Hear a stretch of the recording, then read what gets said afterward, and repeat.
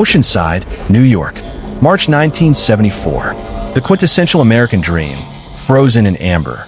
But inside 2948 Widener Avenue, the dream was about to become a 50-year nightmare. Barbara Waldman, a vibrant young mother, was alone until she wasn't. In the winter of 1974, the quiet suburban streets of Oceanside looked untouched by violence. Families were preparing for another ordinary Friday morning. Children walked to school through patches of snow. Neighbors waved from driveways. Nothing about that day suggested that one home on Sally Lane would soon become the center of one of Long Island's most haunting unsolved murders. Inside that house was Barbara Waldman. She was 31 years old, a mother of 3 young children, educated, well-liked, and deeply involved in her community. Friends described her as warm and energetic, someone who seemed devoted to family life. She lived with her husband Gerald, a dentist, and their children in what appeared to be a stable suburban household. On the morning of January 11th, Barbara helped her children get ready for school. It would be the last time they ever saw her alive. According to family recollections, the children left the house while snow covered the sidewalks outside. Barbara stood at the door, watching them leave. One of her daughters slipped on the icy driveway, and Barbara called out for her to be careful. Those words would become one of the final memories her children carried of their mother. Sometime after the children left, someone entered the Waldman home. Investigators later believe the attack happened quickly and violently. There were no signs of a prolonged struggle downstairs. No evidence that the home had been heavily ransacked. Whoever entered the house seemed focused on Barbara herself. Hours later, tragedy arrived in the most horrifying way imaginable. Barbara's 5-year-old son, Eric, returned home from kindergarten around lunchtime. Like many schools at the time, young children sometimes came home midday. When he entered the house, he walked upstairs and found his mother lying on the floor beside her bed. She had been bound. A pillowcase had been stuffed into her mouth. She had been sexually assaulted and shot in the head at close range. The image would stay with him for the rest of his life. Police from Nassau County responded immediately. Detectives secured the home and began searching for evidence. But the crime scene presented a terrifying mystery. Barbara had no known enemies. There had been no public threats, no clear motive, and no obvious suspect waiting in the wings. Yet investigators quickly realized this was not a random accident or burglary gone wrong. The attack was personal. The brutality shocked the community. Oceanside was the kind of neighborhood where doors were often left unlocked during the day. News of the murder spread rapidly across Long Island, leaving residents frightened that a killer had walked through their streets unnoticed. In the days after the murder, detectives interviewed neighbors and searched for witnesses. Some people reported seeing a suspicious man near the area around the time of the killing. Based on those descriptions, police created a composite sketch. The image showed a man with heavy features and dark hair, wearing a jacket with a fur-lined collar. Despite the sketch, the investigation stalled almost immediately.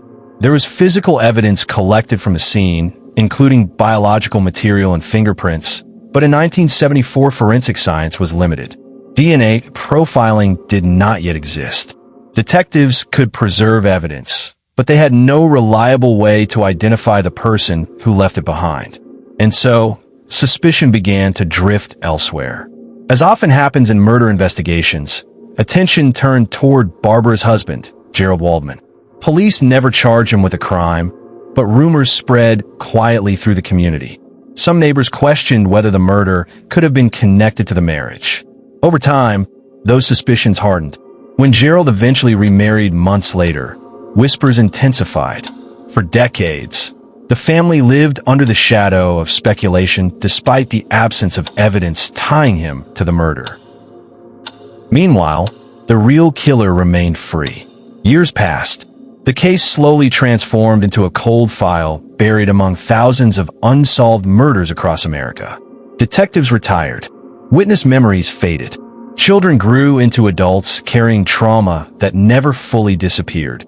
But Barbara Waldman's family never stopped searching for answers. Her daughter, Marla, became especially determined to understand what happened inside that house in 1974.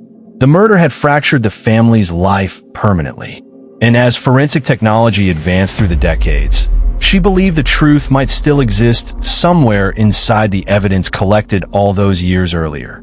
By the early 2000s, DNA science had revolutionized criminal investigations. Cases once considered impossible were suddenly being solved decades later. Investigators across the country began reopening old files using forensic genealogy, a technique that compared crime scene DNA to public genealogy databases. The same science that identified unknown relatives and ancestry connections was now exposing killers who had hidden in plain sight for generations. Eventually, Nassau County investigators revisited Barbara Waldman's murder with modern technology. The preserved evidence from the crime scene was submitted for advanced DNA testing. Scientists extracted a genetic profile and began tracing possible family connections through genealogical research. The process was slow. It required building family trees, analyzing distant relatives, and narrowing down potential suspects across decades of records. But eventually, investigators found a name: Thomas Generazio. He had lived only a few blocks away from the Waldman home at the time of the murder. According to investigators, Generazio worked as a sanitation employee in the area and may have been familiar with the neighborhood. He had reportedly been arrested in the past for assault-related offenses, though nothing had ever linked him publicly to Barbara's murder. Even more chilling was how closely he resembled the original police sketch created in 1974. After investigators contacted surviving relatives and obtained additional DNA comparisons, the evidence pointed overwhelmingly in one direction. Nassau County authorities announced that Thomas Generazio was responsible for the rape and murder of Barbara Waldman. But there was one final cruel detail. Generazio had died in 2004 from cancer. For Barbara's family, the announcement brought both relief and heartbreak. After more than 50 years, they finally knew who had entered the house that winter morning. They finally knew their father had not been responsible. But the man accused of destroying their family would never stand trial. No courtroom, no confession, no sentencing. Only answers arriving half a century too late. For Eric Waldman, the little boy who discovered his mother's body, the memory never disappeared. He later said the image had stayed in his mind since the age of 5, and likely would for the rest of his life. For Marla, the identification brought another kind of closure. The unknown had finally become known. The faceless figure haunting the family for decades now had a name. Still, many questions remain unanswered. Why Barbara Waldman? Was she specifically targeted or simply vulnerable at the wrong moment? Did Thomas Generazio commit other crimes that were never connected to him? Investigators may never know.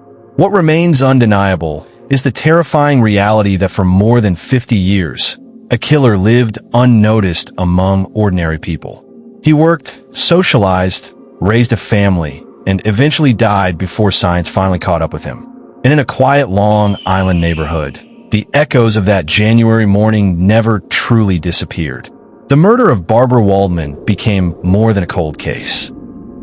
It became a story about memory, persistence, and the strange power of modern forensic science to speak for victims long after their voices are gone. More than 5 decades later, the silence surrounding her death was finally broken.